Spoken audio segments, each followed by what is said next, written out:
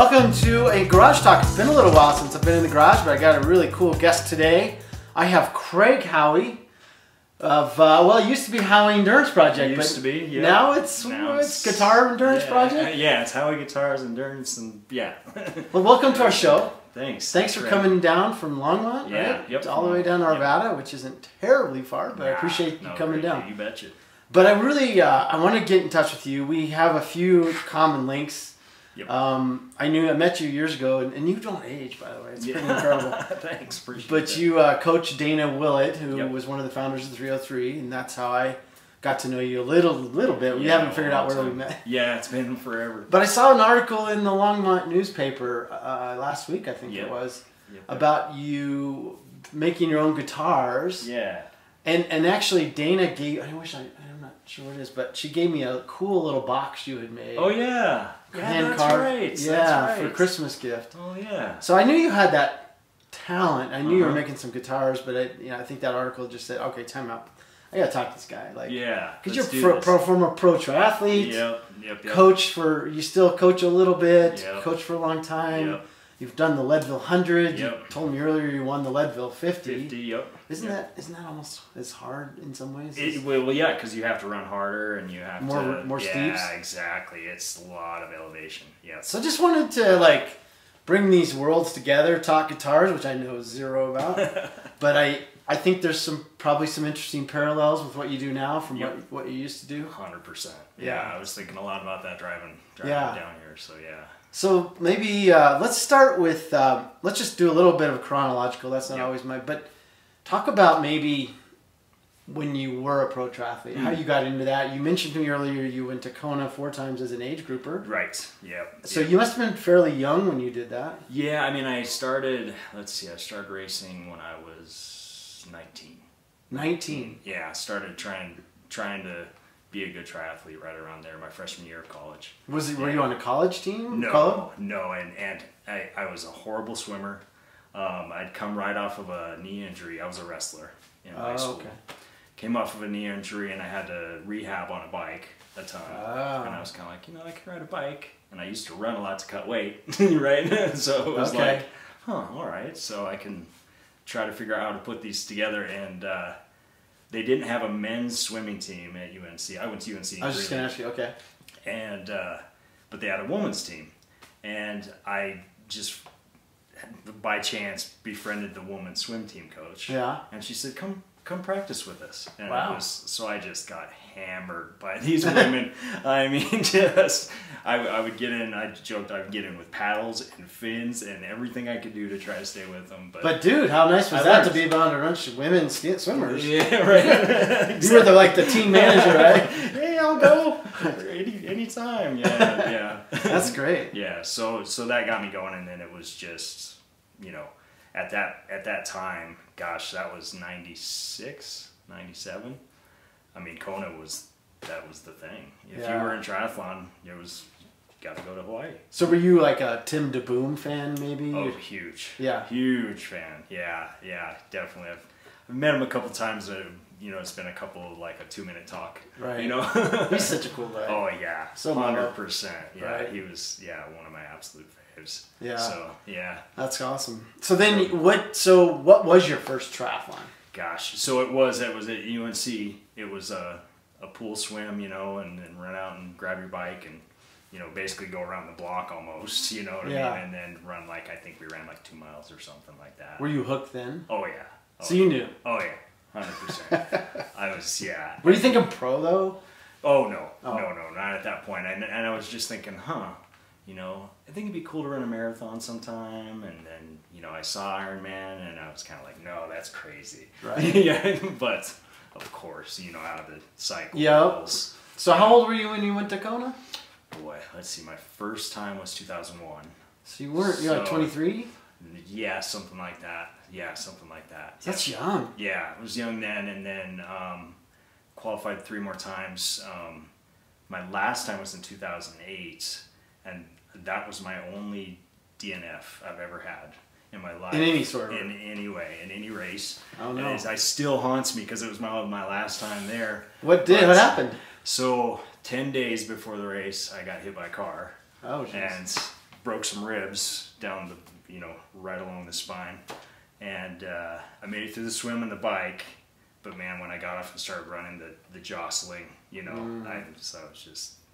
that was that. You're not too old to go back. Oh man. Come on. Oh man. If you do it, I'll do it. How's that? Yeah. No way. No way. No way. Isn't that a daunting thing? No, like, it really is. Because I stopped racing. I had a nice run between basically 2012. I did 7 in a row between 2010 and 2016. Okay. And I kept getting better, except I dropped off a little in 2016. And these are Ironmans. Yeah, these are Ironmans. Yeah. And then I'm like, And then I finally said, all right, I'll do one in 2018, which I did, but I didn't train like I should. And it was pretty slow.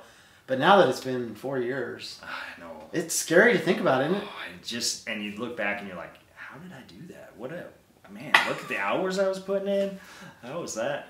Yeah. So did you transition into that ultra running thing after that? Yeah. So I raced professionally from 2009 to kind of middle-ish 2011, and I just knew I was in the wrong place. I was at the Oceanside 70.3. Yep. And it was the night before the race, and I was looking at the pro roster, and I was looking at my times, and I was just like, what am I doing? You know what I mean? I really did. And after that, I just packed my bike, sold it that next week, and I was like, I'm a good runner. I'm just gonna see what I can do here. So you ran, and then you got into the Leadville 100? Yeah, so I went right. I thought, well, I'm a good runner, and I'm good at running long distances. I'm not super fast, but So my very first ultra was that 50, the Leadville. That you won? Yeah. Wow. Yeah, so I had that huge triathlon base behind me, and I think that's what did it. I was kind of like, okay, I'm pretty good at this. And so then I focused on the 100 for 3 years, and I did it 12, 13, and 14. Okay. And for the 14th year, or 2014, was kind of like, I think that's the best I can do. You know what I mean? What was your time? Let's see. Oh, was it on? It's on here somewhere. Really? 1943. Dude, that's pretty damn good. So it was 8th. I got 8th that day. Wow. And it was, it was like the perfect day. So they made these for you guys afterwards, obviously, with the time? They print them, yeah. Isn't that cool? How many people got that? Oh, everybody. Yeah. Everybody? Isn't that awesome? Everybody did the run, got that. Yeah. Isn't that cool? Time? Yeah. I know. That was, I don't know if it's like that. Note to Lifetime Fitness, bring back the jacket. Yes, that's pretty damn cool. The jacket, yeah, it's so neat. Can you imagine if Iron Man did that? Oh my gosh, how expensive. I would wear that. Oh, I would wear it everywhere. Right? Yeah, and that's, it's like a badge of honor. Maybe, depending on the time. Yeah. But, what I would say about the 100, though, or ultra running in general, all about the crew. If you have a good crew, which Dana, of course, was a huge part of. Oh, was she part of your team? She was part of my team. Oh, nice. And boy, I had a good crew that year. And I finished, and I thought, the only way I can do better is if I cheat, or I just ostracize my family by training so much. Yeah. I thought, all right, this is a good time to hang it up. Yeah. Talk about, I'm curious what your take is on ultra running versus triathlon, Ironman triathlon. Because they're both very long distance. Obviously, the Leadville 100, it takes you into the night and overnight, really. Right, yeah, definitely. Talk about how they might be similar and different. Yeah, I hesitate to say it. I've gone back and forth on this, but I almost think Ironman can be harder in a lot of ways just because of the multi-sport dimension of it. The thing about the 100 is it's more slow, like it's endurance pain instead of sharp pain. You know. And you walk some. Yeah, there's a lot of hiking. There's a lot of power hiking on the hills, and there's so it's more of a mental game, I think, than Ironman was, where you're trying to push for a time. As with ultra, it's more, man, you finish and you're doing great. What do you think's more fun? Oh, I love the ultra. The ultra. Yeah, the ultra was fun. With the 100, you hit the point where you got nothing left. Your stomach's not taking anything, but something keeps you going. Right. You know what I mean? I was hallucinating at one point. Oh, really? Yeah, oh yeah. It's insane. But you look back on it, it's like, wow, look what I did there. So, that's fun. Yeah.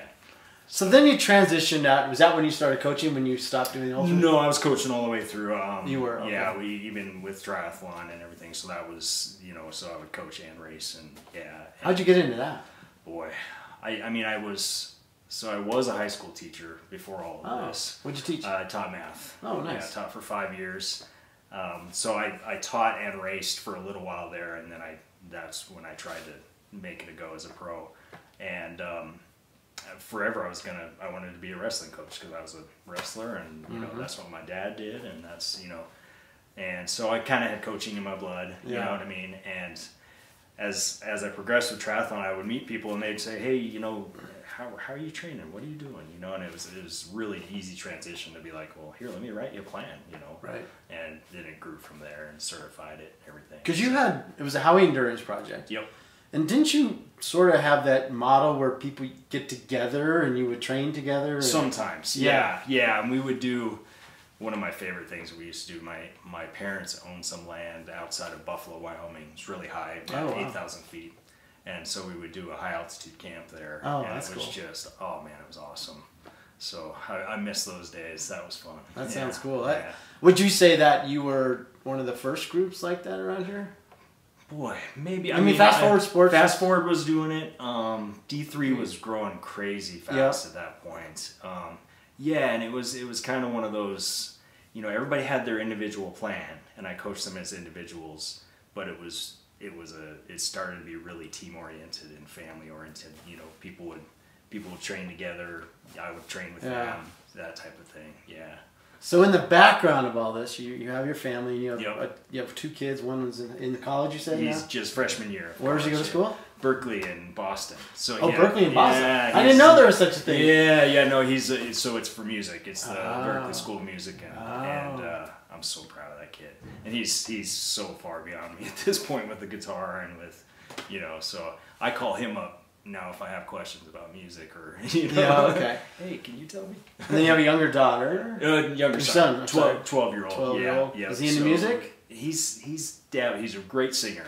And he's dabbling around the bass right now. And I'm like, you know, I know a guy. And they're athletic too, right? Yeah, they're both runners. So like you. Yep. So we'll transition here in a little bit about music, but has music been a love of yours since you were a kid? Oh yeah, 100%. I mean, from the time I was born, there was guitar music playing and guitars everywhere. Always guitar? Always guitar, yeah. My dad, growing up, he had this 1960s Gibson, you know, that he bought when he was in high school and played in a band.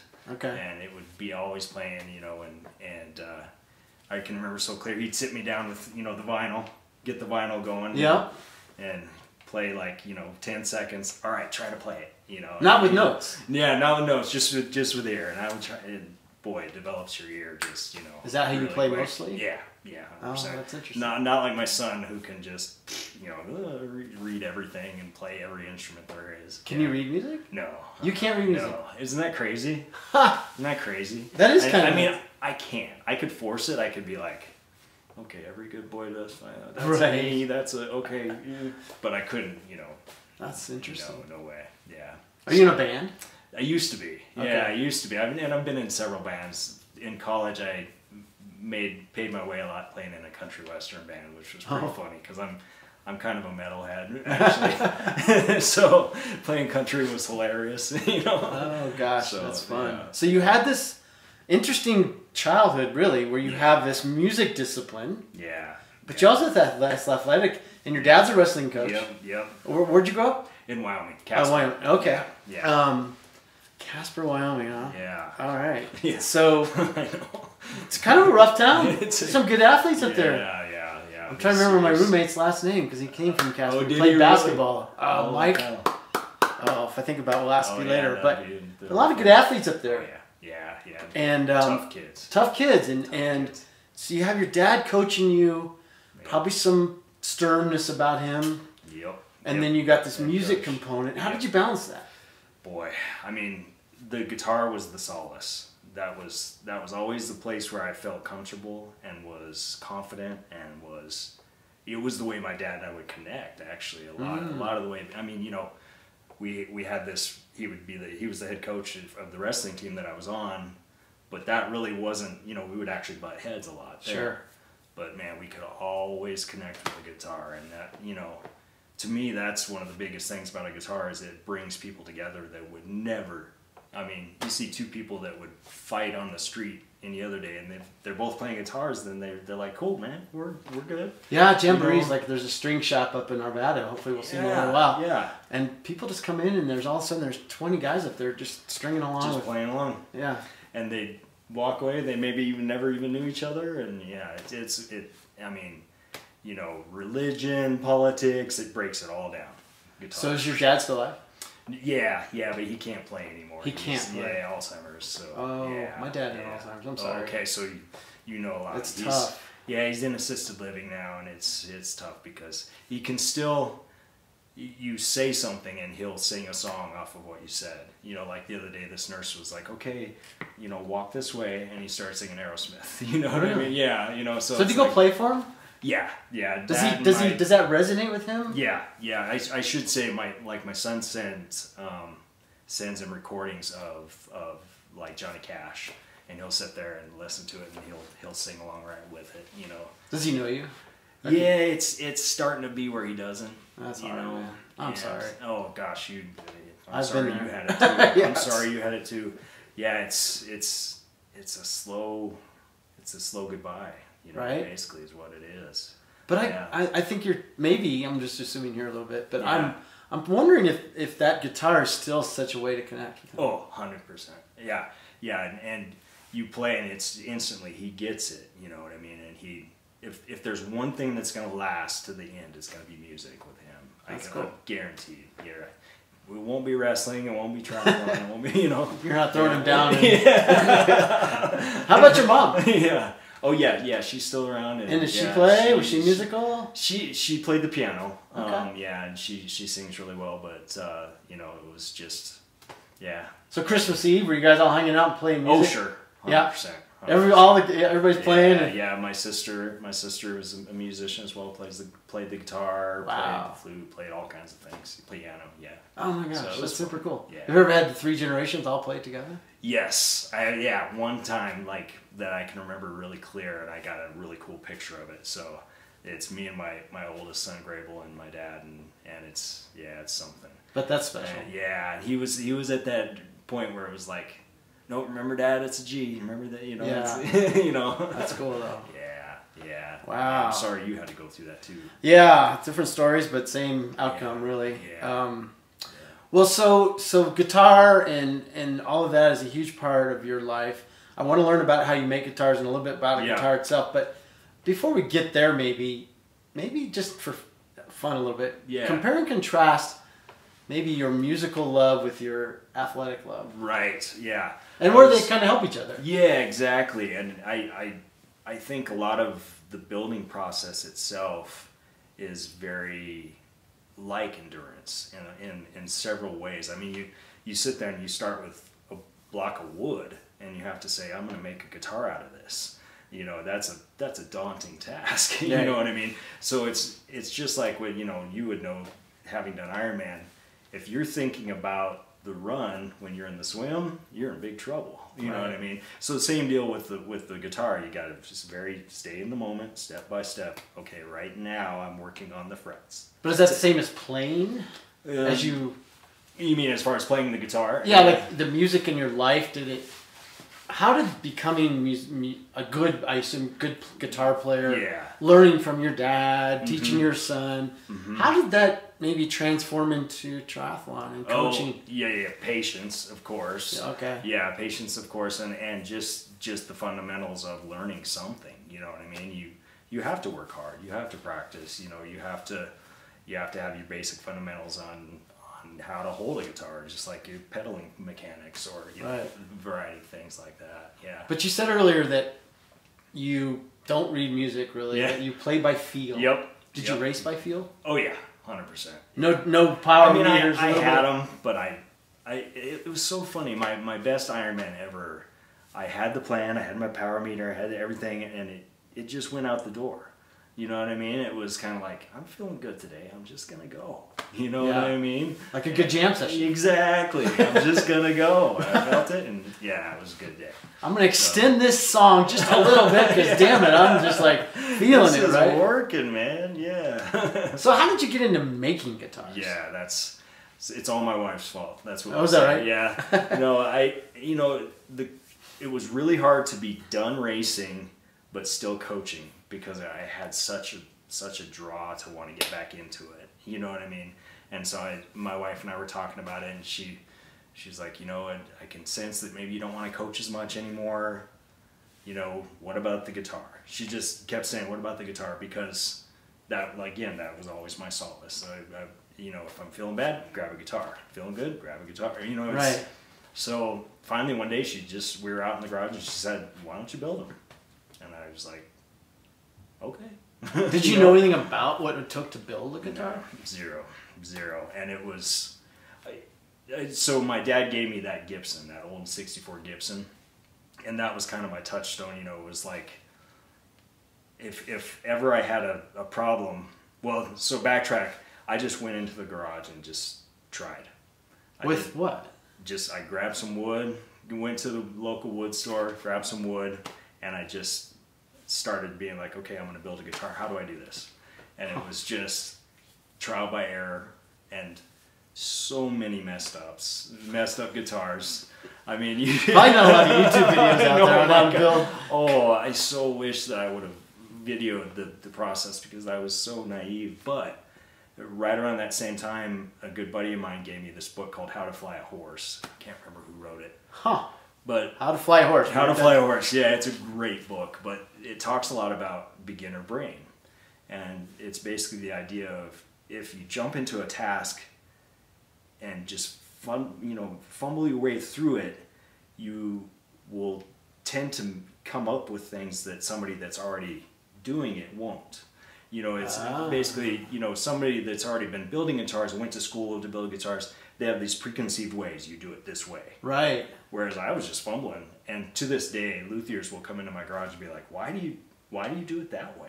Mm-hmm. It's completely not correct, if you know what I mean. Whereas for me, it's like, oh no, that's just the way I do it. It's faster this way. It's better. And I've had guys be like, that's pretty cool. How'd you, come up with that?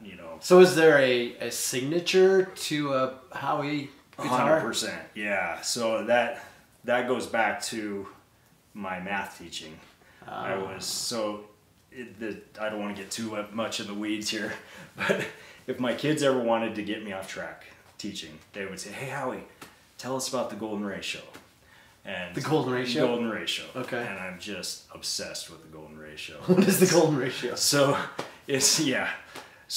you can find it everywhere in nature. On the human body, if you took the distance from here to the shoulder and here to the wrist and made a ratio out of it, it would be the golden ratio. For any body, same with our fingers, same with our face. So is my ratio in this finger the same as the ratio in my arm? Exactly. And it's this 1.61803. It goes on. There's a number. Yeah, it's a ratio, and it comes from. Boy, I don't want to go too far in the weeds here. It comes from a sequence called the Fibonacci sequence. Wow. Anyway, the person that was the most kind of even more obsessed than me was Leonardo Da Vinci with this ratio. And it's kind of creepy. He would literally dig up bodies and, measure. Did it tell people about personality? Does it tell you about abilities? What's interesting about it is it's pleasing to our eye, because our bodies are made out of it. It's literally down. You can find it in our cells. If you measure, certain distances in the cells, all the way out to like if you measured certain distances on the rings of Saturn. Right. So it's just completely dominates our nature. Interesting. So it's pleasing to the human eye. You see it all over in architecture. A lot of people use it in architecture. Art. People use the ratio in art. So, long story short, when I went in and was like, I'm going to make a guitar, I knew I was going to base everything off that ratio. Which ratio is it? Your ratio or general ratio? Off the golden ratio itself. There's an actual number, yep. but your number's different than that number, or my number's different than that number. Well, no, we're the same, and that's what's crazy. We are the same? Yeah, because even if you have a super tall guy, those ratios are based off of, you know, say his femur to his tibia. Really? Because it's just, you know, and it's you know, not perfect. Obviously, there's out of the box people. Right, sure. But you know, you and I basically should be the same. Exactly. Even though we're different heights, different. I'm fatter. No, whatever. So show me the guitar and show me the golden ratio of your guitar. Right. So you make your guitar with a golden ratio. So it's all over the guitar, and so this one doesn't have it like some of my series, but one of the biggest examples of a golden ratio is the Nautilus shell. I don't know if you know it's. Oh yeah. Okay. Yeah. So you can see it here. And some of my guitars have it literally carved inside. The shell is inside the guitar. The distance from the cut down to here is the ratio. Interesting. The radius of the board from here to here is the ratio. The way the top is carved is the ratio. That's called a violin carve. Just because of the way it bows, but I use the ratio. It's a beautiful guitar. What's the wood on that? Thanks a lot. This is Spalted Maple. Spalted Maple. Yeah, where's that come from? So it's maple that it has either fallen down or it's like just in the process of rotting. Okay. And so it gets these streaks through it. And it's gorgeous. Where do you find something like that? So this I found in Loveland, Colorado. I kind of go all over. Yeah, I go all over and you know I look and. This was kind of just a lucky find. You know, I just saw it in the back. I was like, I don't want that. Is maple like a really great wood for guitars? Yeah, that's what I use a lot of, especially for the necks. You know, it's just nice and strong, and I ran into a woodworker down in Alamosa at this triathlon I did just in October. Nice. He's incredible, and he's just like all these different woods and mahoganies and. Yep. He uses a lot of really hard woods. Like he has ironwood. Oh yeah. And he gave me a small piece, and it was like. Oh, it's so dense. Yeah. But it's so expensive. Yeah. It was like $5,000. He said for this. Is this kind of wood super pricey? Yeah, it depends on. So like the fretboard, it's African blackwood, and that's pretty pricey. Is that like a hardwood? Very similar to ironwood. Yeah. Okay. But you know, all the way to like what I use on the back is called basswood. In this case, and it's not very pricey at all. So you have a front that's a 1/4 inch thick or so. It looks like it goes on top. Yeah, and it's like So you know, and then the whole you can see the insides are hollow and super. That is really good looking. Thanks, I appreciate that. Yeah. And how many guitars do you think you made until you got to where you were really happy? Oh gosh.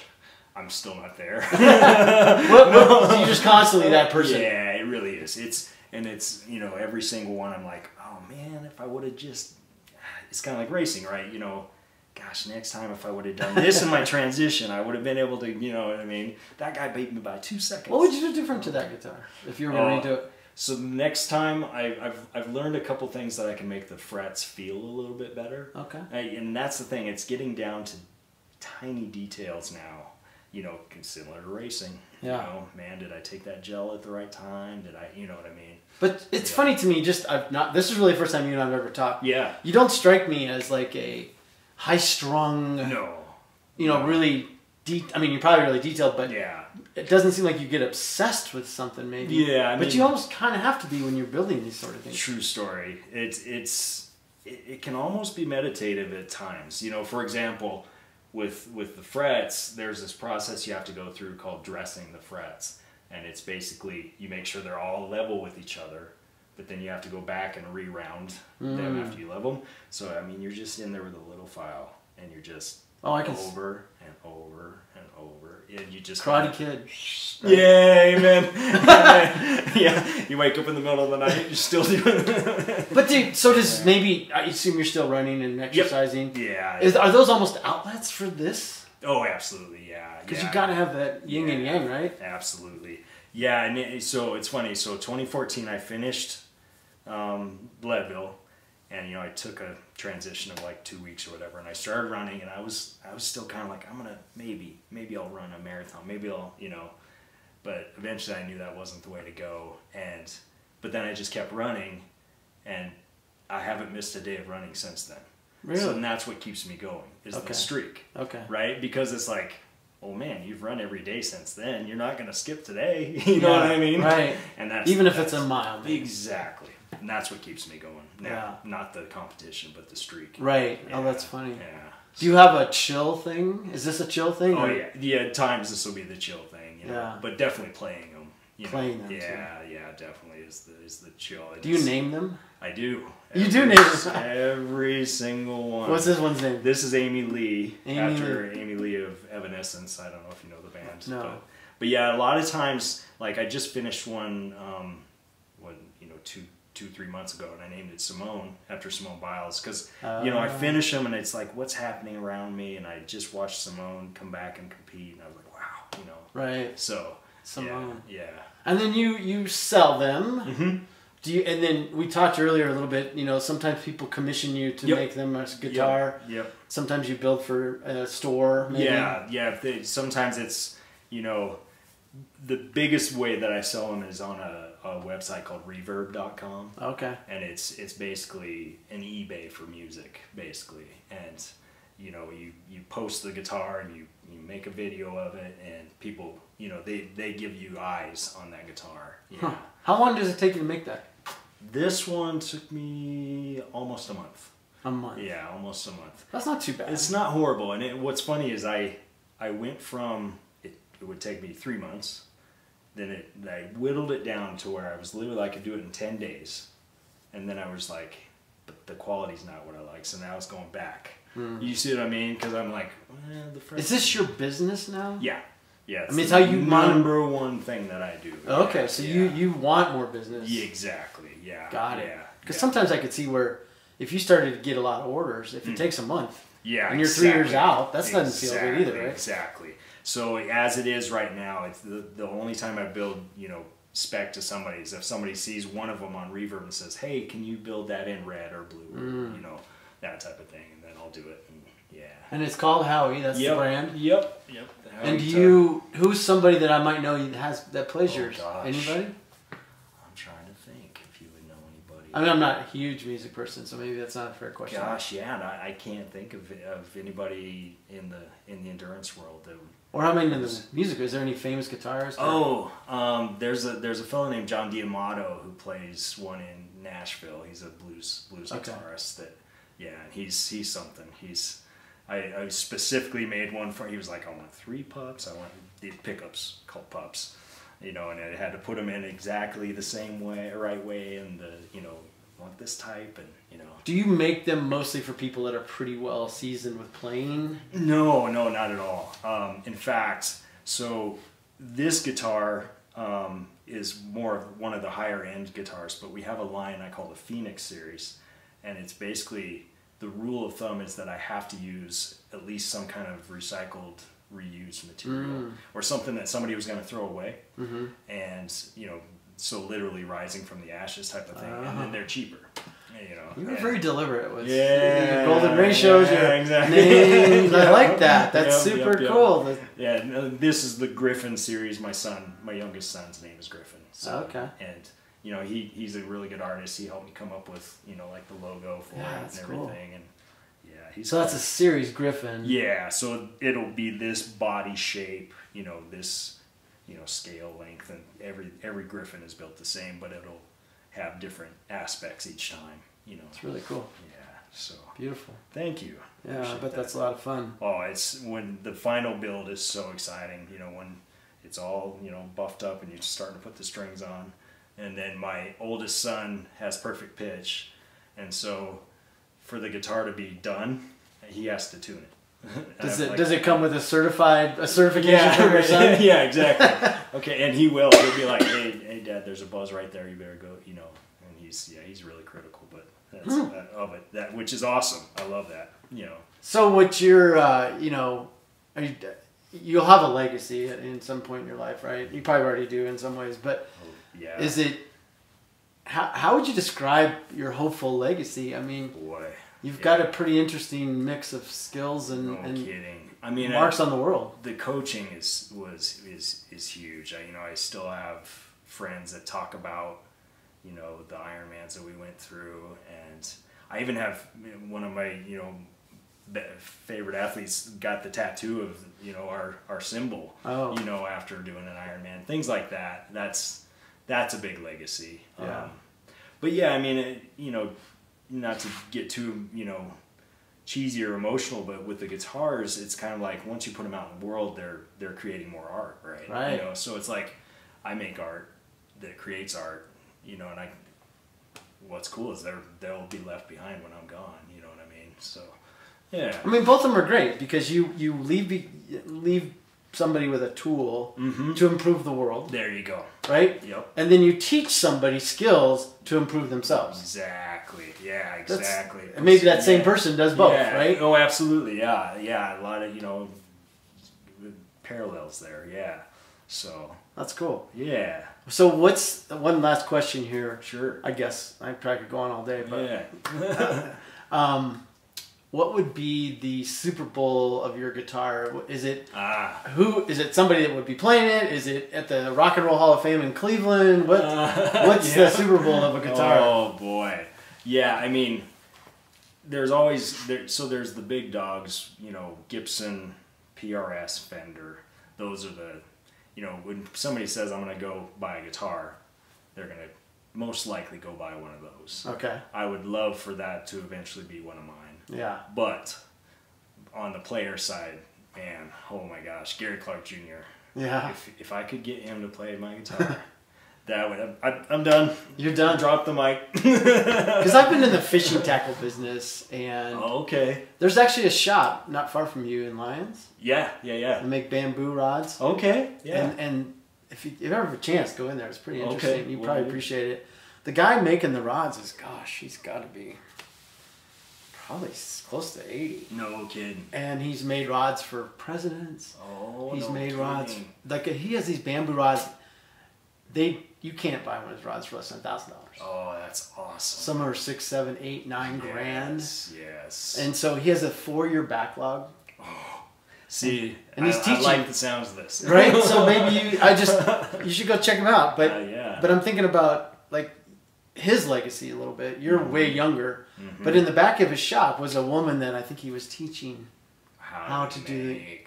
Do you hope to pass this on to your kids? I do. I don't know if they want to, but I've thought of making a manual, literally just like from start to finish. Yeah. Here's how I did it, But I'm sure they would be like, "Dad, you shouldn't have done it that way." Or maybe that would constrict them to your earlier earlier like point. Be the beginner brain. Let them do their thing. Yeah. Yeah. Exactly. Interesting. Yeah. Well, it's been just awesome talking with you. Too, really man. appreciate it. I think people will kind of hopefully love this parallel, and it's cool what you're doing, and I hope to see Gary Clark playing one of your guitar. Clark, sorry. No, yeah, Gary Clark, come on. Come on, man. We'll send him a note. We'll send him this video. Watch this video. Yeah. Awesome. Awesome. Thank you. Thanks a lot.